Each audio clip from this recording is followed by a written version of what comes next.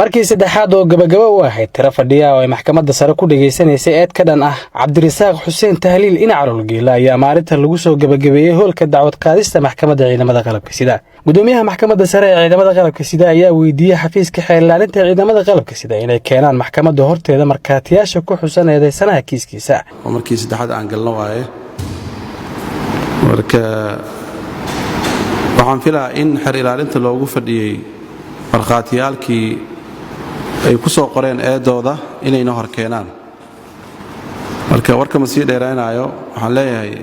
xeelali ku soo dhaw markaatida la imaam ma jirin wax markaatiya oo la hor keenay maxkamadda balse bedelkeed xafiiska ayaa soo jeediyay inaysan sii socon karin xilligan kadib dacwad qaadista eedeysanaha xaggooda waxay sidoo kale soo jeediyeen in eedeysanaha maxkamadda go'aan ka gaartay iyadoo la raacinayo tallaabooyin amni oo xadiday dhaqdhaqaaqa eedeysanaha iyo maslaxada gobolka Mudug gaar ahaan degmada u kala qaybsan maamul ahaan maamulada Puntland iyo Galmudug ee Gaalkacyo. Axmed Jiino Xasan ku-xigeenka xeelaliyaha ciidamada qalabka sida ayaan weydiiyay waxa iska bedelay wixii laga sugayay ee ahayd markaatiyaal.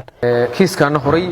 maxkamada kale ay u galeen dukumentigii iyo xukunnadii la soo saaranay ay yaalaan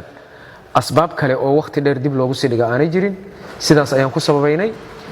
asbaabta kale aan ku soo gabagabeynay ama aan ku sababaynayna waxay tahay in sabab la'aan xukunkii hore ay jirto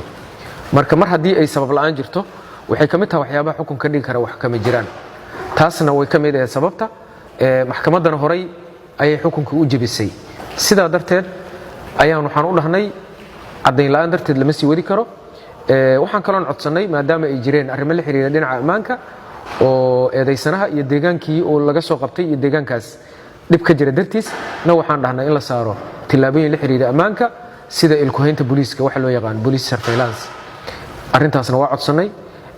maxkamadda ayaana go'aanka laga sugayaa. dhinaca kale qaranada u doodaya ayaa aad u soo dhaweeyay soo jeedinta xafiiska xeelaalinta waxay sidoo kale ballan qaadeen in ay diyaar u yihiin wax kasta oo ay ku jirto danta guud in ay ilaaliyaan iyagoo maxkamadda ka codsaday in eedeysanaha la siiyo xorriyadiisa. tan uu soo jeediyey xafiiska xeelaalinta oo ah in maadaama uu qalalaasay meesha ka dhacay ay maartay security-ga dhinaciisana laga yaabo in problem iyo wax uu ka dhaco maxkamadduna inay go'aan ka qaadato waxaan diyaar u nahay muwakkilkeygana uu diyaar u yahay in wax allaale wixii masaalixda caamka ah wax u dhimaayo goob kasta oo uu joogo haddii Gaalkacyo uu joogo iyo haddii Muqdishoba uu joogo wax lid ku ah jiritaanka dawladnimada inuusan lug ku yeelanin inuusan ka qayb qaadanin wax kasta oo wax u dhimi karo nabadgelyada guud iyo wada noolaanshaha ummadda shacabka Soomaaliyeed inuusan tallaabo lid ku ah inuusan ka qayb qaadanin taasina maxkamadda horteeda ayuu ka ballan qaadayaa wixii tallaabo ah oo maamul ah oo ay maxkamaddu nagu amarto in muwakkilkeena